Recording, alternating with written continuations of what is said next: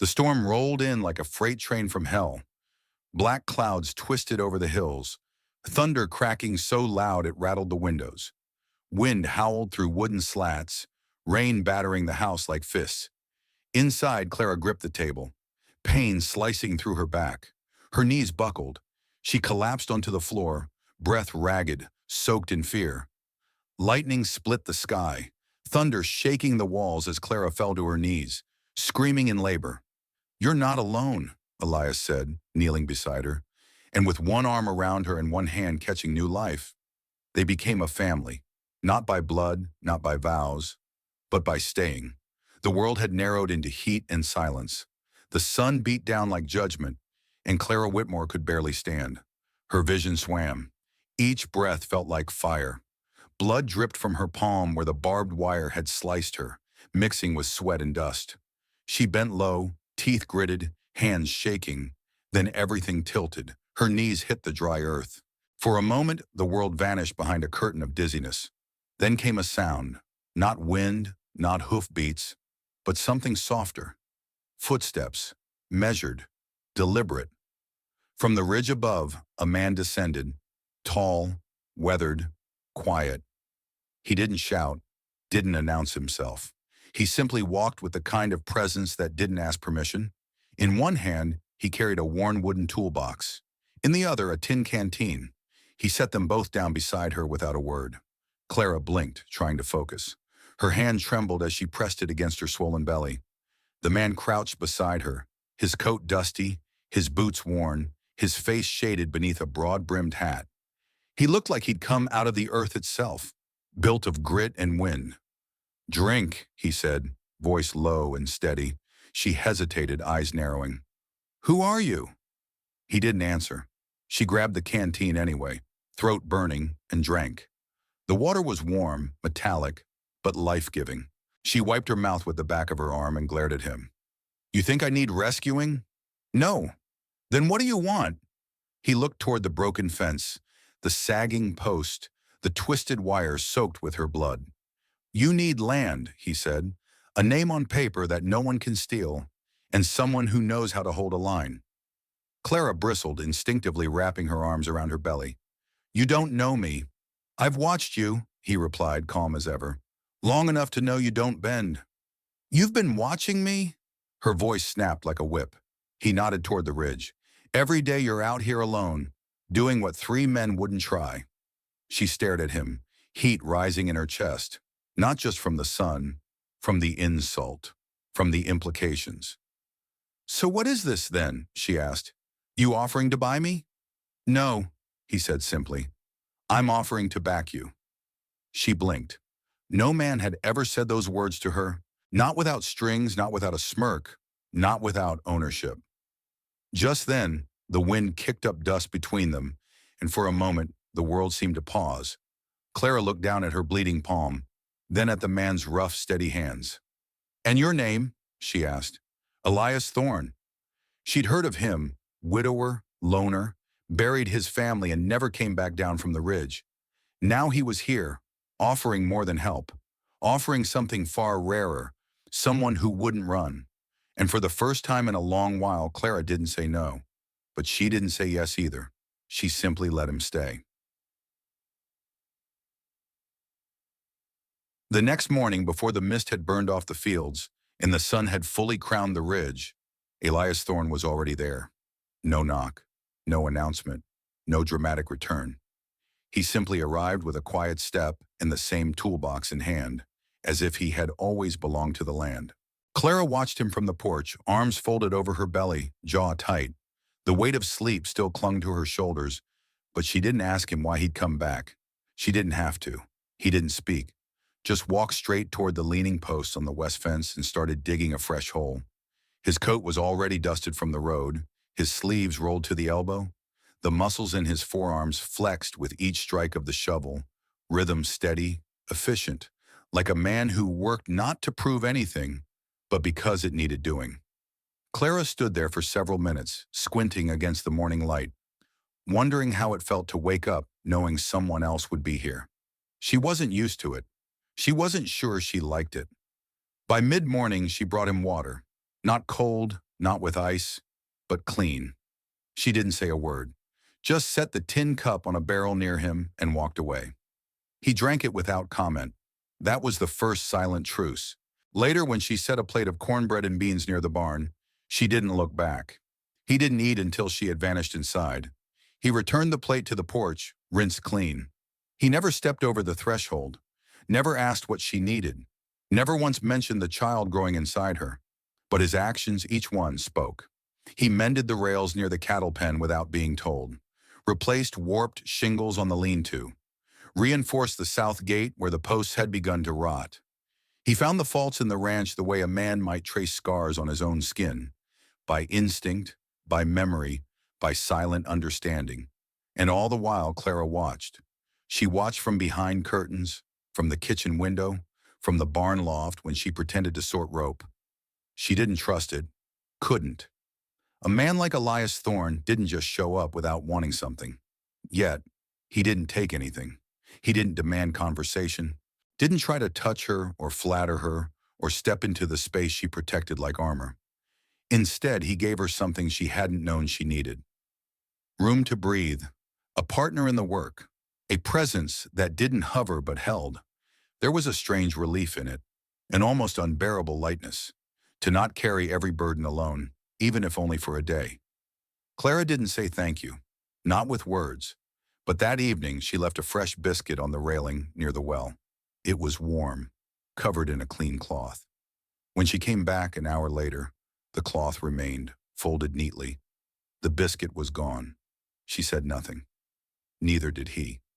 But when he hammered the last nail into the cattle gate, and the wood didn't splinter beneath his hands, Clara let out a breath she hadn't realized she'd been holding.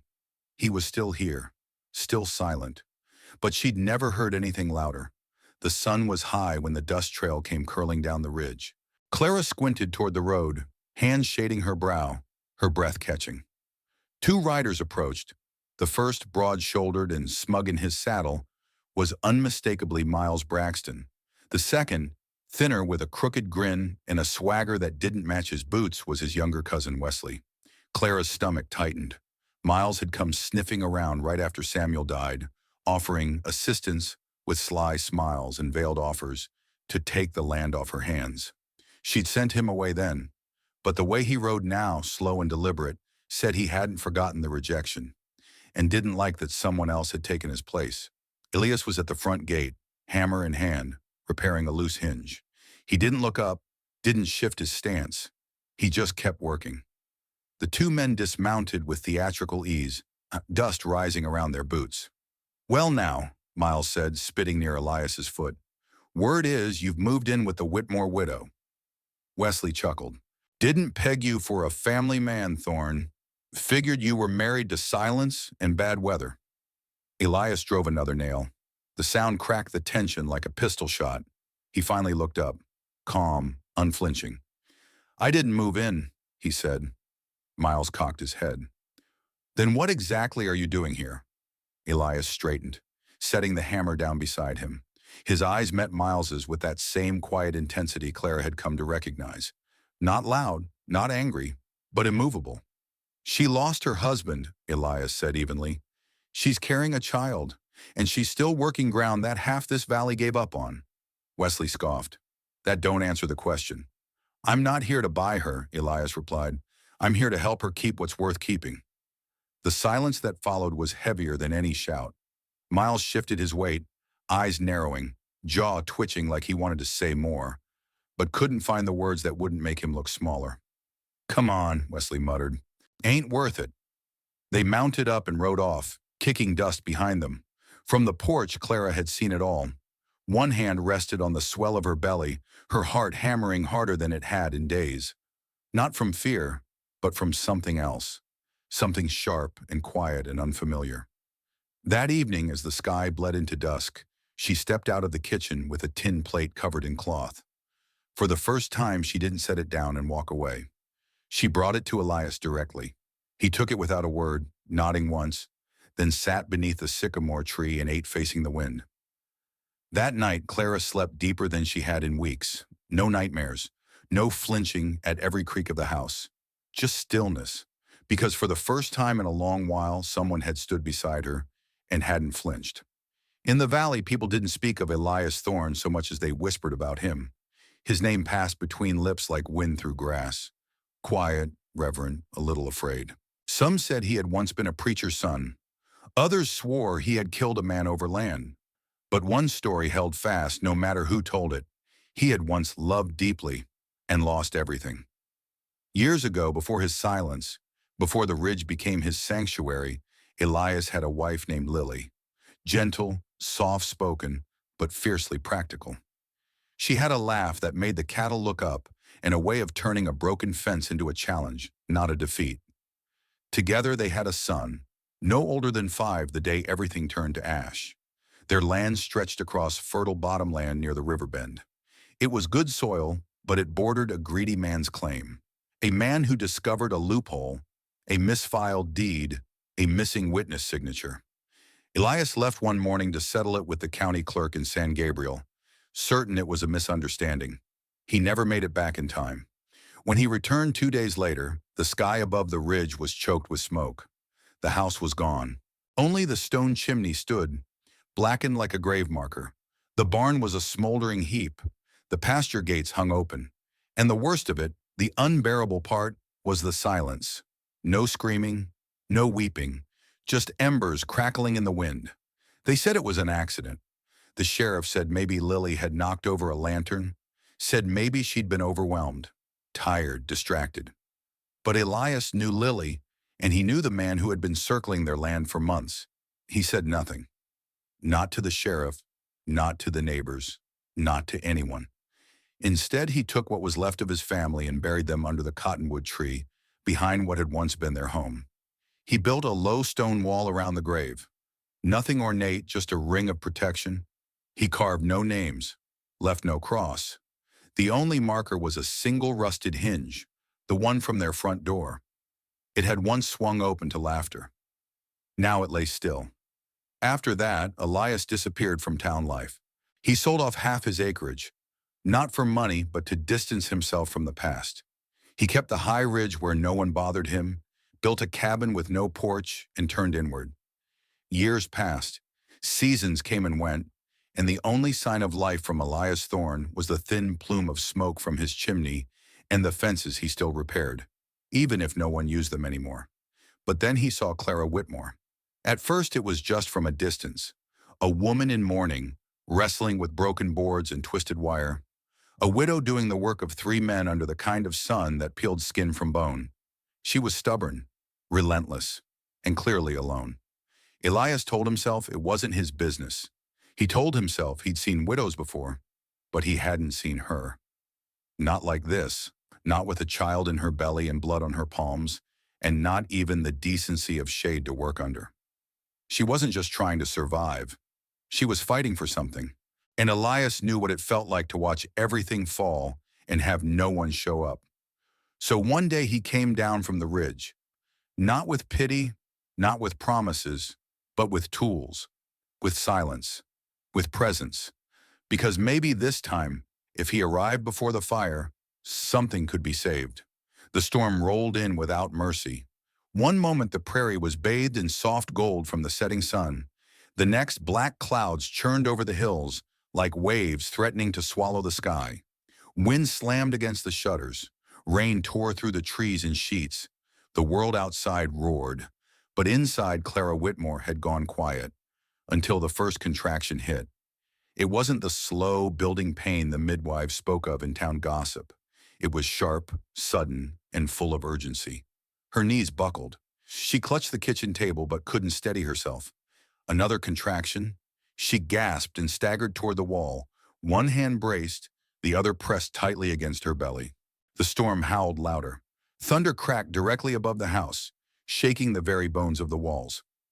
Somewhere outside, the porch door slammed open and banged in the wind.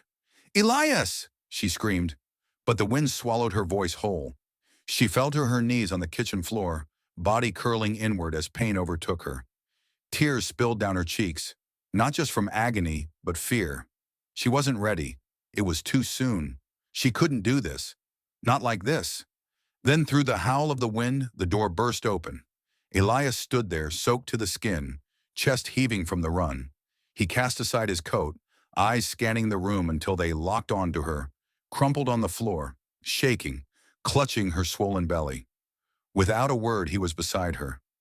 "You're not alone," he said, voice low and steady, anchoring her against the chaos. She couldn't answer, only cry as another wave of pain hit. He moved behind her, bracing her back against his chest, holding her steady. "Inhale," he said. "Now out. You hold on to me, and we do this together." Between screams and sobs, the contractions came faster. Elias guided her through every breath, every push. His arms never left her. His voice never faltered.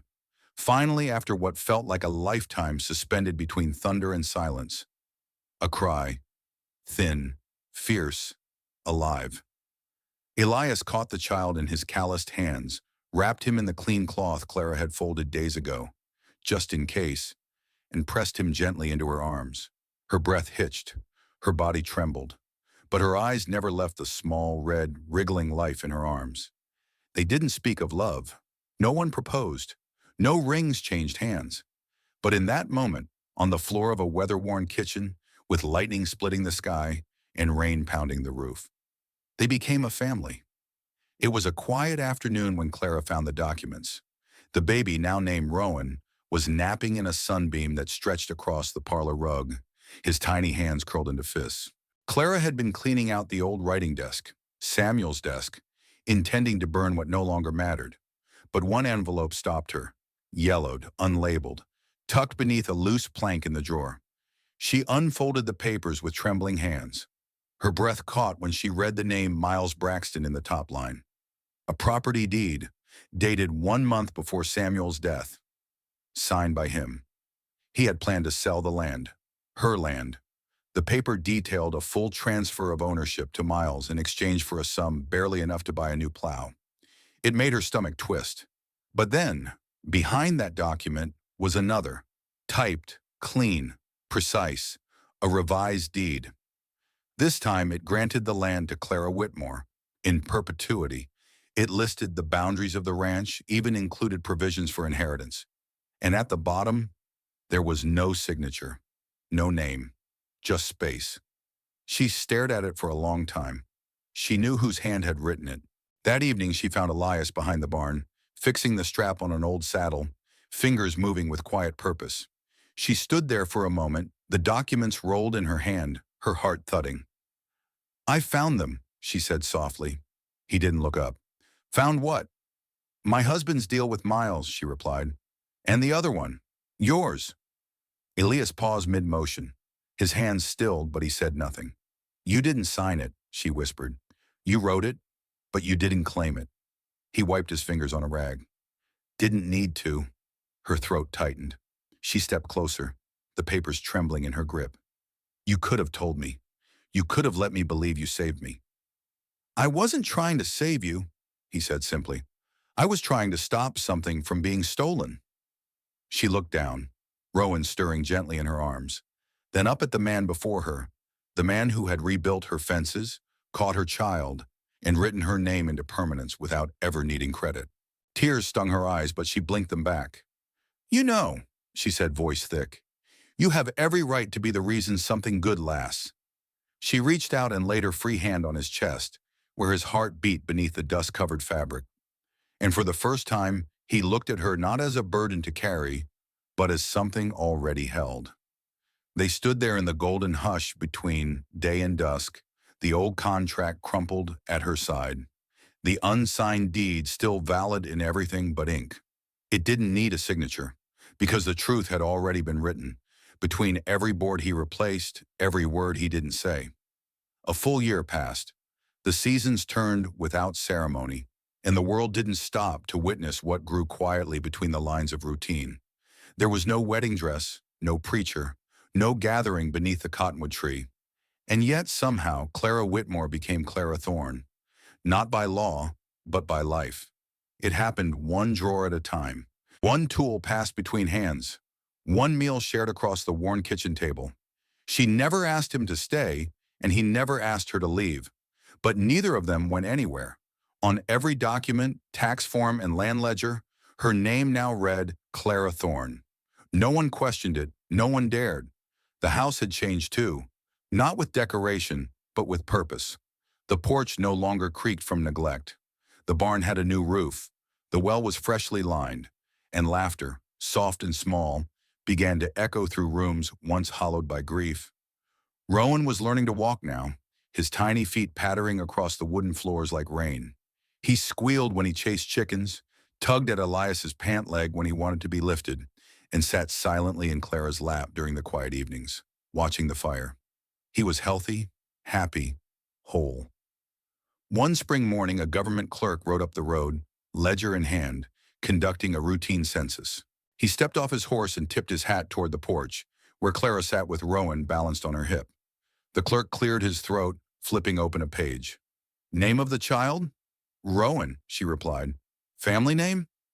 Clara glanced toward the barn, where Elias was oiling the hinges on the front gate.